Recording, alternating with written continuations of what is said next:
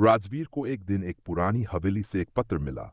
उस पर लिखा था, तुम्हें लौटना होगा, जो अधूरा रह गया था वह पूरा करना है। यह हवेली उसके गांव के पास थी, जहां वह बचपन में अपनी दादी के साथ रहा करता था। पिछले 35 सालों से वह वहां नहीं गया था। दादी की मृत्यु के बाद वह शहर आ गया था मयूस, लेकिन उस चिट्ठी ने उसे बेचैन कर दिया। हवेली की ओर अगली सुबह वह गांव पहुंचा। गांव वैसा ही था, शांत, रहस्यमय और कुछ छिपाए हुए राजों से भरा। जब वह हवेली के पास पहुंचा तो देखा कि दरवाजा अपने आप खुल गया। अंदर गुप्त अंधेरा था। उसने टॉर्च निकाली और कदम अंदर रखा। हवा में सीलन, धूल और कुछ अनजाना डर घुला हुआ था। छत से आती आवाजें। पहली रात जब राजवीर हवेली में सोने की कोशिश कर रहा था तो छत से खड़खड़ाहट सुनाई दी। लगा जैसे कोई भारी चीज रेंग रही हो। वह डर गया, लेकिन सोचने लगा कि शायद छत पुरानी है। मगर सुबह जब वह छत पर गया तो वहां जले हुए पैरों के निशान थे, जैसे किसी ने आग में जलते हुए कदम रखे हों। राजवीर को दादी का कमरा मिला, जो हमेशा बंद रहता था। वहां उसे एक पुरानी डायरी मिली।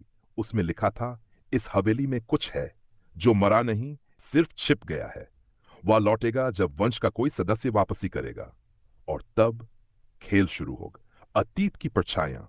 डायरी के पन्नों से एक तस्वीर निकली जिसमें राजवीर के साथ एक और बच्चा था, लेकिन उसे याद नहीं आ रहा था कि यह कौन था। नीचे लिखा था, वह कभी नहीं गया, सिर्फ छिप गया। उसके लौटने का समय आ गया है। उसी रात दादी के कमरे में किसी के रोने की आवाज आई। राजवीर जब वहां पहुंचा तो देखा एक परछाई खिड़की से कूद गई। उसने पीछा किया, लेकिन हवेली के पीछे का रास्ता अचानक एक कब्रिस्तान में बदल गया था, जहां उसने कभी देखा ही नहीं था। आरंभ होता खेल। अगली रात उसे नींद में एक सपना आया। एक बच्चा जो हवेली के तहखाने में बंद था चिल्ला रहा था, राजू मुझे छोड़ दे, मैं तेरा भाई हूं। राजवीर की नींद खुली, दिल तेज धड़क रहा था। उसे याद आया, उसका एक जुड़वां भाई था, लेकिन दादी हमेशा कहती थी कि वह जन्म के बाद मर गया था। राजवीर ने तहखाना खोलने का फैसला किया। तहखाना खुलते ही एक सड़ी हुई बदबू ने उसे घेर लिया। दीवारों पर खून के धब्बे थे और एक कोने में जंजीरें पड़ी थीं।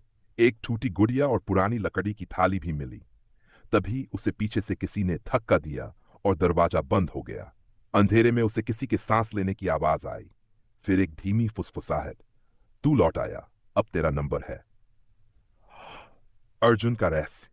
एक परछाई उसके सामने आई। वह कोई भूत नहीं था, बल्कि उसका भाई अर्जुन था।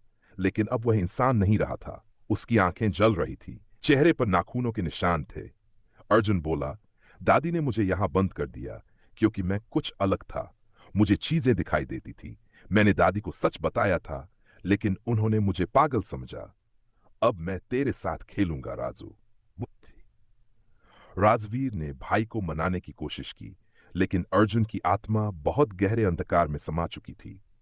तभी हवेली की दीवारों से आवाजें आने लगीं। दादी की, जिसने अर्जुन को बंद किया था। वह बोली, राजू उसे मुक्त कर, वही तुझे मुक्त करेगा। राजवीर ने भाई को गले लगाया।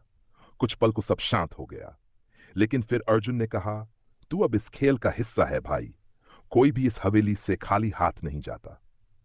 अंत या नई शुरुआत। सुबह गांव वालों ने देखा कि हवेली के सामने राजवीर बैठा है, लेकिन उसकी आंखें खोई हुई थीं। वह कुछ बोल नहीं रहा था, बस जमीन पर खून से एक खेल का बोर्ड बना रहा था। आज भी हर पूर्णिमा की रात उस हवेली से बच्चों के खिलखिलाने और चीखने की आवाज आती है। कहते हैं हवेली ने अपना नया खिलाड़ी पा लिया है और खेल अब भी जारी।